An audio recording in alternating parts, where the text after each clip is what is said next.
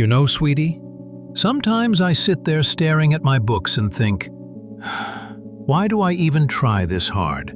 I study, I plan, I sacrifice sleep, I give my 100%, and still, it feels like the results don't show up as they should. I'm just a student like you, tired, overthinking, pretending to be okay, when inside I'm fighting a war between dreams and distractions, stronger, reflective resolve, controlled passion. But one day, I decided, no more wasting time, no more feeling lost. I found a way to study so effectively it almost felt unfair, like I had unlocked a secret code that no one talks about. I used it, and I scored 98. Not because I'm a genius, but because I learned how to control my mind, how to make studying feel powerful instead of painful. And sweetie, before we start, I need to say something straight from my heart. I've been putting everything into my videos, my time, my energy, my soul, just to reach you, to help you. But lately, my videos haven't been reaching many people. I got a few copyright claims on my older videos, and since then, YouTube stopped pushing my videos like before. I still show up daily, I still give my 100%, but sometimes even I feel invisible, and that's why I need you, sweetie. If this video helps you, even a little, please share it once, maybe in your WhatsApp group, or with one friend who needs motivation. That single share gives me strength. It reminds me why I started, to help every student who ever felt they weren't good enough. Your brother needs your help right now. Now listen carefully, sweetie. This video isn't just about studying harder, it's about studying smarter, sharper, and fearlessly. I'll show you how to build a system that forces your focus, how to crush procrastination, and how to make discipline your new comfort zone. And for every sweetie who's been bullied or mocked, remember this: you don't fight back with anger, you fight back with silence, and results so loud, they'll regret ever laughing at you. Bullies hate confidence because it exposes their weakness. You'll learn how to carry that quiet power, the kind that speaks even when you don't. So right now, lock your phone away, sit up straight, take a breath. Say this with me, sweetie: I own my attention, because from today, studying won't feel like a punishment anymore. It'll feel like power. And if you stay till the end, I'll tell you exactly how I used these same methods to go from distracted and ignored to scoring 98, unshakable and unstoppable. 1. The morning anchor. Own the first 15 minutes. Listen, winners steal mornings. Don't waste the first breath of your day on notifications and half-thoughts. Here's the ritual you do tomorrow morning and every morning after.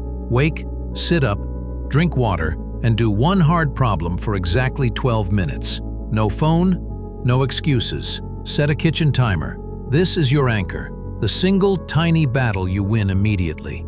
Say this line out loud: I take the first second of the day. Say it until it's dull, then say it again. Why this works? Your brain loves momentum. One focused burst early primes attention for hours. Doing one hard problem is like dropping a match in a dry forest. The rest of your work lights up. The rest of your day will now resist laziness because you already proved to yourself you can do difficult things. Repeat the ritual for 7 days and become the person who starts strong. That's non-negotiable. Do it like this. Choose the hardest problem you can find from yesterday's notes. Read the question, breathe, read it again, and then attack for 12 minutes. If you can't finish, good, you win anyway, because you started. If you finish, you double win. This tiny ritual trains your attention muscle. It's brutal but simple.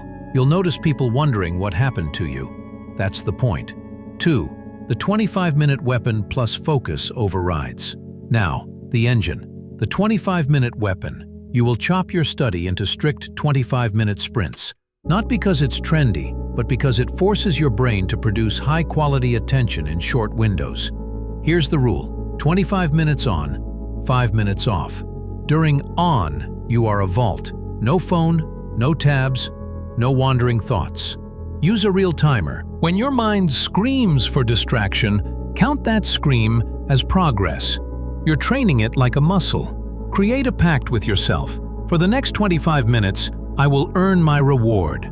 After the sprint, you get one small treat, one scroll, one tea sip, one stretch. No bargaining, no deals. If you break the sprint early, reset the timer. Immediate consequence, immediate action. Add to this the 5-minute focus override. When distraction hits heavy, close your eyes, breathe 4-4-8, set a 5-minute mini timer, and whisper, "I will focus for 5." That small promise rewires your brain. You'll find those 5 minutes almost always grow into a full sprint. That's how you bend your attention. 3. Memory palace plus active recall. Stop rereading forever. Deep teacher energy. Slow and engaging. Stop rereading. If you want illegal level scores, you must recall, not recognize. Use your study desk as your memory palace. Lamp equals formulas. Cup equals definitions. Poster equals dates. Walk that room in your mind and plant absurd images there. Imagine the lamp vomiting equations, the cup wearing history dates like a crown. The stranger the image, the stronger the memory. Pair that with active recall. After reading a page, close your book and speak the key points out loud. Then write them from memory. Don't look back. That friction is where learning happens. Test yourself like an enemy. Create tiny quizzes, flashcards, or explain topics to an imaginary kid. If you can't explain it simply, you don't own it. Also use spaced repetition. Reviews at 24 hours, 4 days, and 10 days. Keep the tests quick and ruthless. Memory is built by retrieval, not by staring. Make it a game. Beat your score. Tell yourself, "Today I will recall 30 items perfectly." Be relentless. That's how a 98 is forged. 4. Micro-scheduling and ruthless prioritization.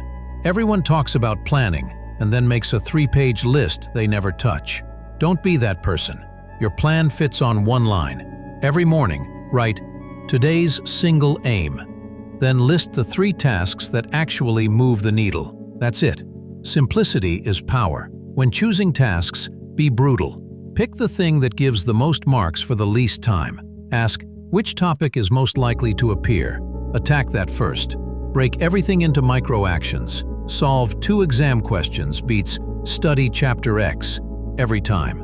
Also, schedule thinking time. 10 minutes at the end of each day. Review what worked, what didn't. Plan the next aim. Systems beat willpower. Build the system, then obey it.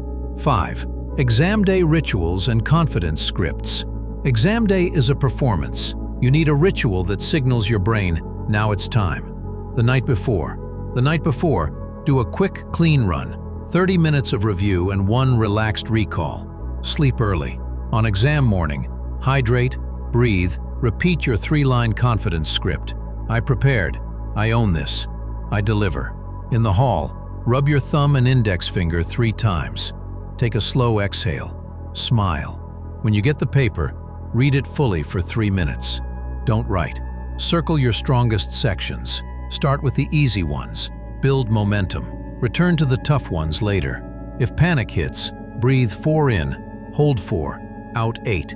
Write 1 sentence about what you know. That breaks the blankness.